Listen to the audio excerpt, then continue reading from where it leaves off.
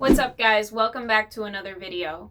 Physicists in research labs backed by Microsoft are now taking seriously what previously only a philosopher had talked about, which is simulation theory. Nick Bostrom from Oxford University wrote an iconic paper published in the 90s. His ideas about us living in a simulation sent shockwaves through academic and even popular culture now that certain people like Elon Musk have been talking about it. And remember, like the strongest argument for us being in a simulation, probably being in a simulation, I think is the following. That 40 years ago, we had Pong, like two rectangles and a dot. That was what games were.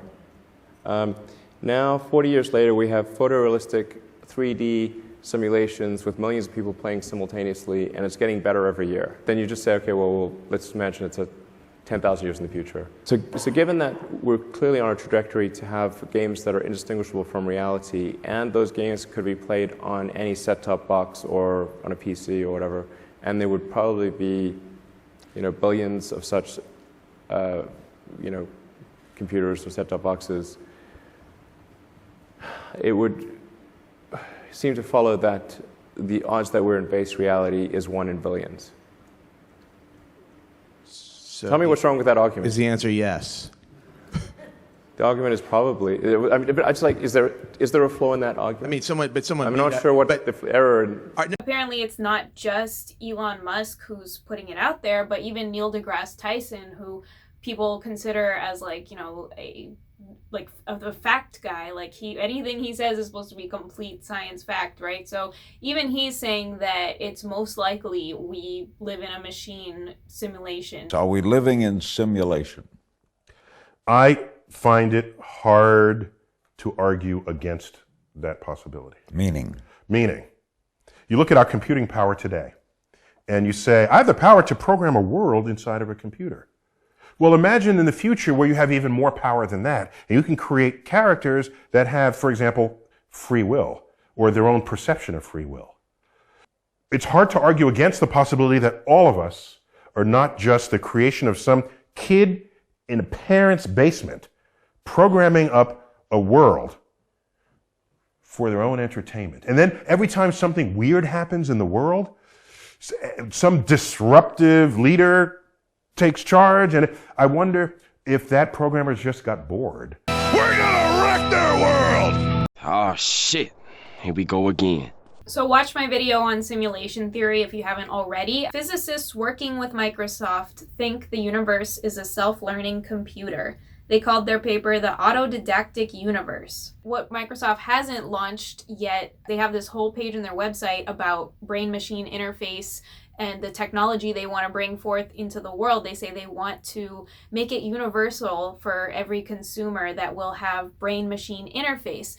This one they're describing is different from Elon Musk's Neuralink, which is an implant in your skull. I guess Bill Gates and Microsoft have helped to enhance us with Microsoft technology, with personal computers, and I guess the next step is to enhance us with brain-machine interface technology to enhance our minds more directly in a bit more of an invasive way. Even if it's not under the skin, it seems like it's supposed to directly transmit with your mind. And this study just came out super recently where they were able to control mice's brains and even their social behavior just through light, different colors of light that was on a brain, like on a headset, on a head device. I feel like this narrative of us being in a machine universe would only benefit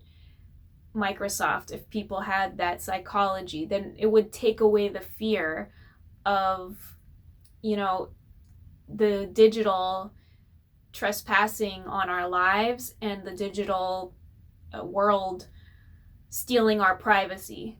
Right now in corporate America, the FBI is working with Microsoft's intelligence agency. Yeah, Microsoft has an intelligence agency. The FBI has the authority right now to access privately owned computers without their owner's knowledge or consent and to delete software. It's part of a government effort to contain the continuing attacks on corporate networks running Microsoft Exchange software, and it's an unprecedented intrusion. Without any consent of the American people, Microsoft and the FBI get together, the courts approve for them to go ahead and take care of this for us. But I think it's important to keep in mind as they move to, in the future, you know, they say it's their goal, as they move toward having the general population in a brain-computer interface situation. I mean, what if this same Microsoft Exchange hack was going on, except all the data was like inside the employees' minds? I'm just saying. The universe is a machine that keeps learning, scientists say. New research suggests the universe is teaching itself physics as it evolves. The researchers want to use this study to spin off a whole new area of cosmology research. It says the researchers received computational, logistical, and other general support from Microsoft. The researchers offer ideas at the intersection of theoretical physics, computer science, and philosophy of science. We can analogize to the research of Charles Darwin, who studied all the different ways animals specialized in order to thrive in different environments. For example, why do we have one monolithic body of laws of physics? So this is a world, and I program in the laws that govern that world. That world will have its own laws of physics and chemistry and biology. The researchers also ask the question whether this means, since they're basically equating evolution with self-learning, you know, like automation, automated AI sort of language, like a self-learning machine learning. So they're saying, you know, since that's the case, does that mean the universe is conscious?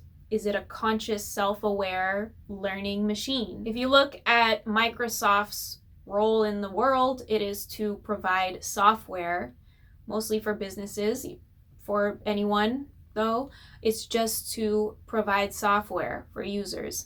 If you make the whole universe into a machine, now that's going to need a lot of software. You're going to need a lot more software now. If your whole reality is your machine, you're going to need this software, you're going to need this cybersecurity, you're going to need this and that. I'm just saying it might be creating a lot of potential profit opportunities for Microsoft. So as you can see, the research got really, really philosophical.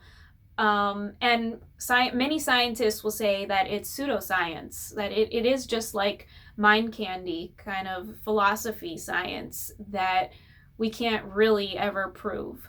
The problematic part of Boström's argument is that he assumes it is possible to reproduce all our observations using not the natural laws that physicists have confirmed to extremely high precision, but using a different underlying algorithm which the programmer is running. I don't think that's what Boström meant to do, but it's what he did.